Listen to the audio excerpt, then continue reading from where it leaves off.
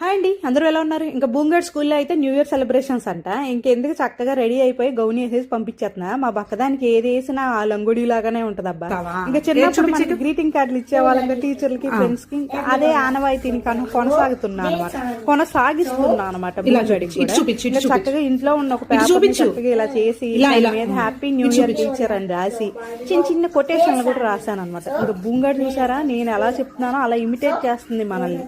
అలా ఉంటది. ఇంకా నా కూతురు కదా, ఇంకా చక్కగా ఇలా హ్యాపీ న్యూ ఇయర్ అని రాసి చక్కగా చిన్ని కొటేషన్లు రాసి, అదిగో ఆ డాక్టర్ రైటింగ్ మందే అనమాట. అది మనకు తప్ప ఎవరికీ అర్థం కాదనమాట. ఇంకా రాము అదే అంటాడు, మీ బాబు డాక్టర్ చదివిపోయినా డాక్టర్ రైటింగ్ నేర్పించాడని. ఇంకా టైం అయిపోతుంది, ముందు పరిగెత్తేస్తున్నాం అనమాట.